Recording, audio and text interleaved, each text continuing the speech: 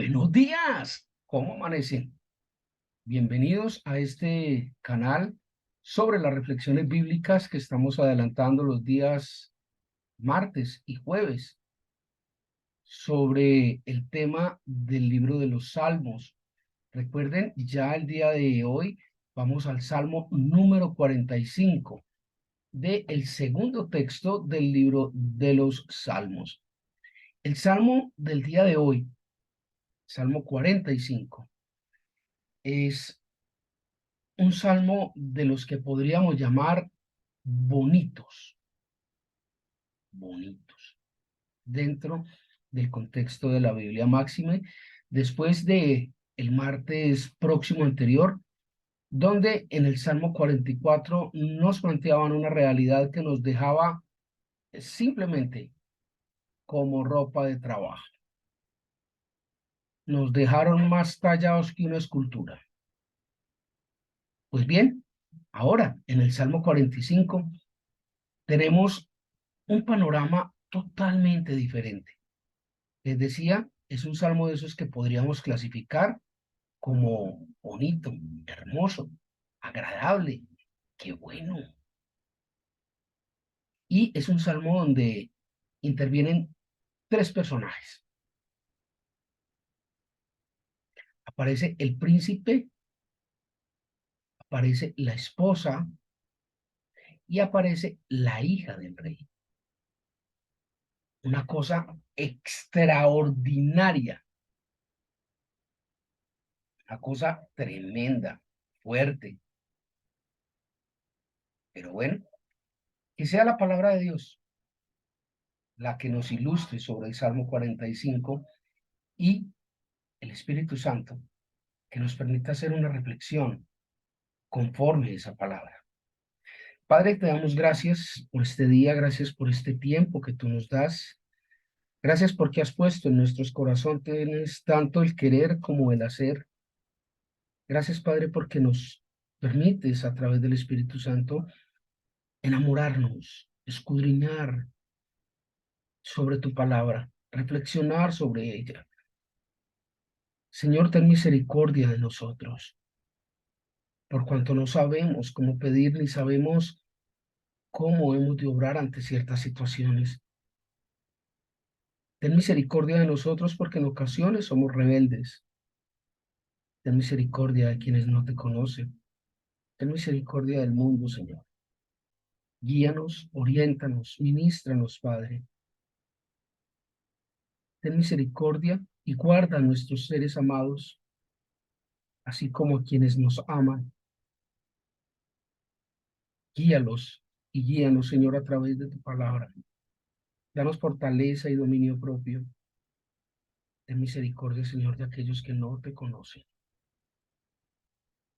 Padre, te damos gracias por esta oportunidad. Clamamos por nuestras necesidades, porque tú las conoces antes que pidamos. Padre, a ti sea la gloria, a ti sea la alabanza, por cuanto santo es tu nombre, Padre, santo, santo es tu nombre. A ti sea la gloria, Señor. En el nombre de Jesucristo te hemos orado. Amén. Bueno, iniciemos, como les decía, con este Salmo 45, en donde aparecen tres personajes. El punto de este salmo es quiénes son estos personajes. Veamos. Rebosa mi corazón palabra buena. Dirijo al rey mi canto. Mi lengua es pluma que de escribiente muy ligero. Eres el más hermoso de los hijos de los hombres. La gracia se derramó en tus labios. Por tanto, Dios te ha bendecido para siempre. Ciñe tu espada sobre el muslo, oh valiente, con tu gloria y con tu majestad. En tu gloria, sé prosperado. Cabalga sobre la palabra de verdad, de humildad y de justicia, y tu diestra te enseñará cosas terribles. Tus saetas agudas, con que caerán pueblos debajo de ti, penetrarán en el corazón de los enemigos del rey. Tu trono, oh Dios, es eterno y para siempre. Centro de justicia es el cetro de tu reino. Has amado la justicia y aborrecido la maldad. Por tanto, te ungió Dios, el Dios tuyo, con óleo de alegrías más que a tus compañeros. Mirra, aloe y casia exaltan todos tus vestidos. Desde palacios de marfil te recrean. Hijas de reyes están entre tus ilustres. Está la reina a tu diestra con oro de Ofir. Oye, hija, y mira, e inclina tu oído, olvida tu pueblo y la casa de tu padre, y deseará el rey tu hermosura, e inclínate a él, porque él es tu Señor.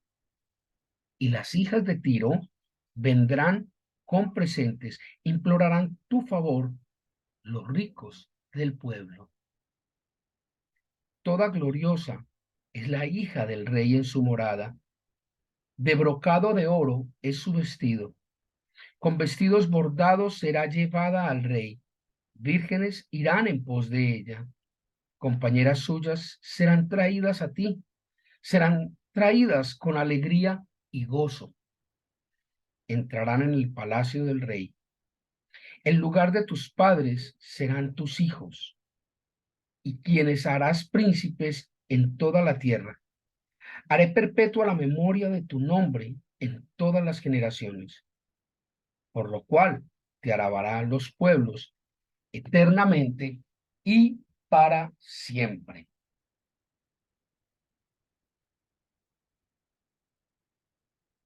Aquí yo pensaría que no queda más que decir, wow,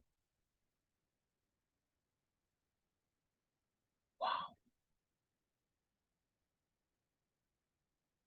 Cuando uno lee este salmo, pareciera que estuvieran describiendo una de esas escenas cortesanas del siglo XIV, del siglo XV.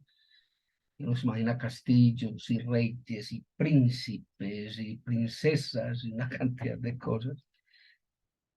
Y bueno, eso está bien, eso ayuda a la concepción del contexto que estamos viendo. Pero, ¿qué tal si vamos más allá?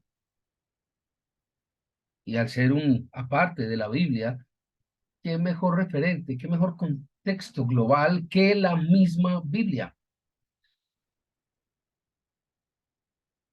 Les decía, se habla de tres personajes que están allí claramente establecidos, del versículo primero al versículo quinto, se habla del príncipe. Es una cosa tremenda. De allí, de el sexto al, al noveno aproximadamente, se habla de esa mujer hermosa que va a ser parte del palacio real. Y allí del décimo al 16 al 15 se plantea un tema de la hija del rey. ¿Qué personajes son estos? ¿Qué tiene que ver todo esto con el resto de la palabra de Dios? ¿Cuál es la reflexión que podemos hacer de esto? ¿Mm? Si de pronto pudiésemos pararnos más arriba, veríamos, quizás con mucha más claridad, cosas que al nivel promedio no podemos ver. Entenderíamos cosas más grandes. Ahora bien, ¿quién es este príncipe? ¿Quién es este hijo de hombre que es exaltado por Dios, es honrado por Dios, es subido a la máxima expresión. Indiscutiblemente dentro del contexto bíblico, y para poder entenderlo era necesario estar un poco más arriba. Este príncipe es Jesucristo. No en pocas ocasiones Jesucristo es llamado el Hijo de Dios o Hijo de los hombres o Hijo de hombre. Y esta mujer hermosa de la que se habla, de la que no saldrán hijos, sino príncipes regados por todo el mundo, no es más que la novia del Cordero, la novia para las bodas del Cordero. ¿Y sabe quién es la novia? La iglesia. La iglesia de Dios es la novia del Cordero, es ella la que presidirá las bodas del Cordero. Ah, pero eso es lo que dice Apocalipsis. Ya va entendiendo para dónde vamos. Ya va viendo la grandeza de este Salmo 45. Ya lo ven. Casi 1500, 1800 años antes de Apocalipsis. eh, este texto que escribe Juan en la isla de Patmos, en el exilio, antes, 1800, 1500 años, David ya había hablado de la vida del Cordero.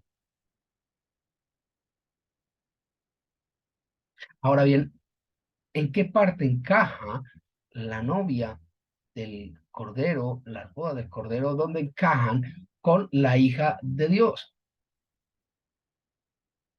Adivine quiénes somos los hijos de Dios.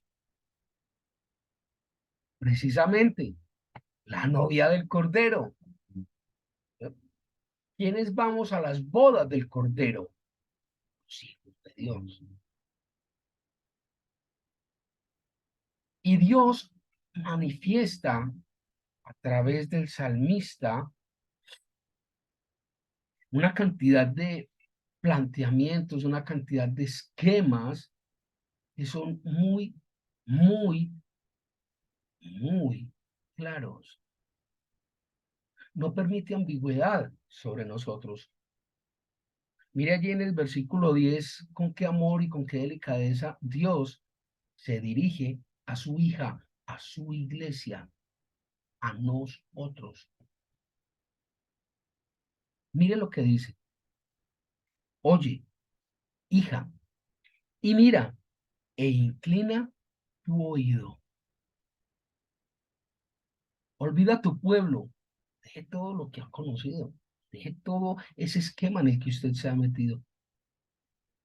Entréguese a Dios, entienda a Dios, conozca a Dios, hágase hija de Dios. ¿La ve?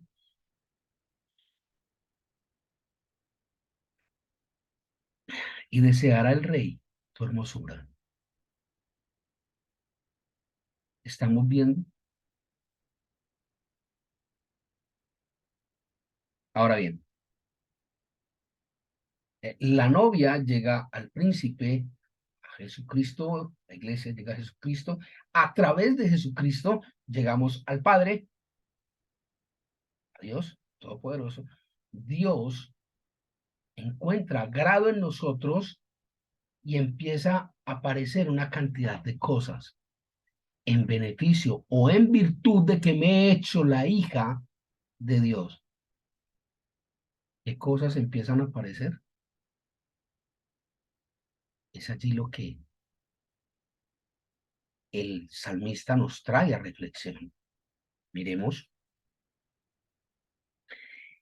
inclínate a él porque él es tu Señor. Toda gloriosa es la hija del rey en su morada. Se nos dará gloria. De brocado de oro es su vestido. Con vestidos bordados será llevada al rey. Vírgenes irán en pos de ella. Serán traídas con alegría y gozo, entrarán en el palacio del rey. En lugar de tus padres serán tus hijos a quienes harás príncipes en toda la tierra. Haré perpetua la memoria de tu nombre en todas las generaciones.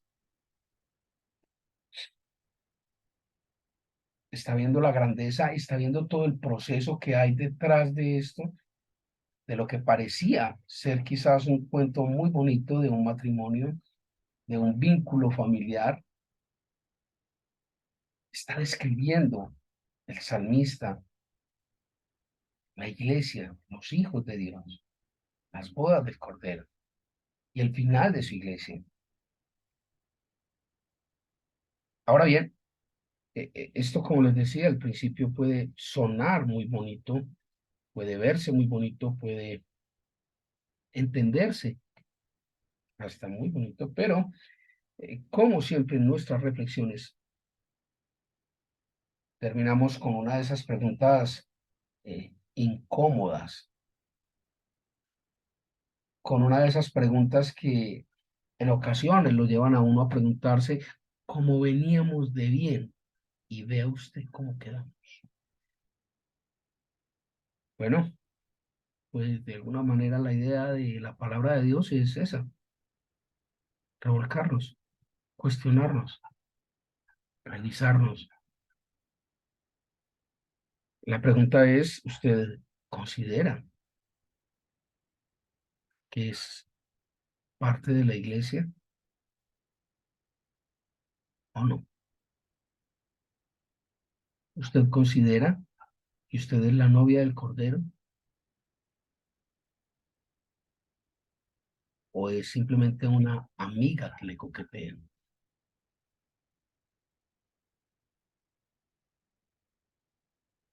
¿Usted se ve en la familia de Dios? ¿Usted está en condiciones de recibir y de hacerse merecedor o merecedora de lo que Dios tiene para usted?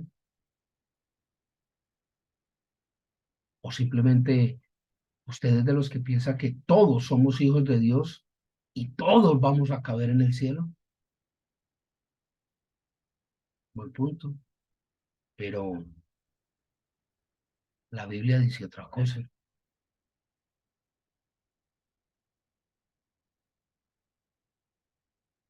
Y mire qué simpático, mire qué excepcional que en el Salmo 45 que hemos hablado, leído y reflexionado el día de hoy, sea precedido por el Salmo 44, donde se nos dice que vamos a comer al hambre, vamos a comer tierra, va a ser un tiempo dificilísimo, que la única alternativa es no apartarnos de Dios en ninguna circunstancia. Viendo la hilaridad de las cosas, va viendo la importancia de dejar a Dios en primer lugar. Dios no puede ser una prioridad para usted desde ningún punto de vista, porque las prioridades cambian. Dios debe ser todo para usted. No es una prioridad, es todo. Y como dice el salmista, olvide su pueblo. En otras palabras, olvídese de todo lo que le han enseñado. Deje todo eso a un lado, eso, nada. No, cíñase a la palabra, dice el salmista. Limítese a la Biblia, limítese a escudriñar la palabra de Dios. La Biblia no se lee. Usted lee un libro de Miguel de Cervantes Saavedra, lee un libro de, no sé, Gabriel García Márquez, Álvaro Mutis, no sé, cualquiera de ellos. Pero la Biblia no se lee. La Biblia se estudia, se graba, se aprende, se vive.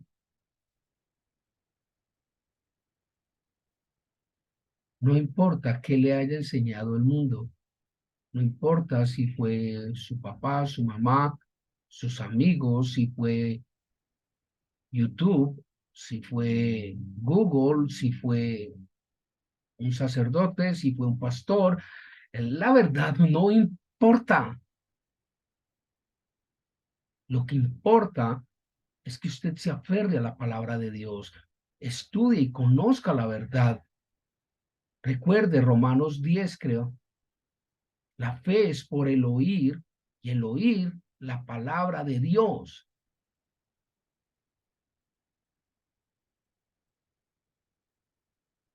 Y recuerde lo que dice la epístola, creo que es la de Santiago, no estoy seguro. Sin fe, la de Hebreos, perdón, es Hebreos. Sin fe es imposible agradar a Dios. Hebreos 11. Sin fe es imposible agradar a Dios. Y la fe es por el oír y el oír por la palabra de Dios. ¿Va viendo la hilaridad? O se le olvida el Antiguo Testamento donde dice, vosotros adoráis lo que no conocéis. ¿Se da cuenta? Porque a veces no sabemos pedir, porque pedimos cuanta tontería se nos ocurre. Ah, es que la Biblia dice que Él va a conceder los deseos de tu corazón. Sí, eso lo dice el Salmo 20, claro, y ya lo reflexionamos. Pero ¿y qué dice antes? ¿Qué dice después? En el mismo Salmo. ¿Cómo tiene que ser tu corazón para que Dios escuche tu oración? ¿Cómo tiene que ser tu proceder para que Dios escuche tu corazón? ¿Cómo tiene que ser tu vida para que Dios conceda las peticiones de tu corazón? Eso es lo que no repetimos. Queremos que Dios haga, Dios hace, Dios da, pero lo otro también hay que hacerlo. Dios no es una pirámide, Dios no es Aladino, Dios no es nuestro esclavo. Nosotros somos los esclavos de Dios y somos esclavos para libertad.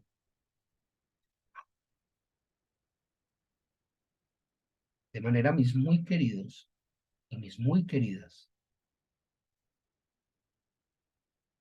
que usted es la novia del Cordero, usted presidirá la boda del Cordero,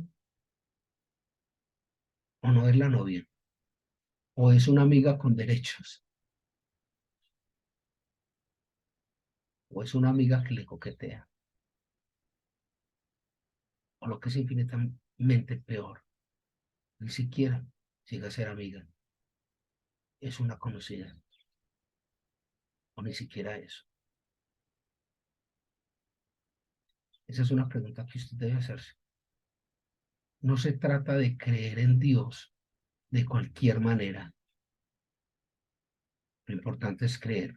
No, no se trata de eso. Se trata de que creamos en Dios como Dios dice que hay que creer, no como a usted le parezca.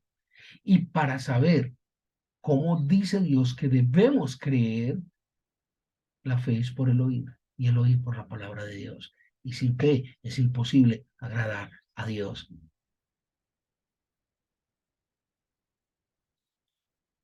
Piensa en esto, como dice el libro de los Salmos, Selah, medite en esto. Piense, ¿qué relación tiene usted con Dios? ¿Es la novia de Dios?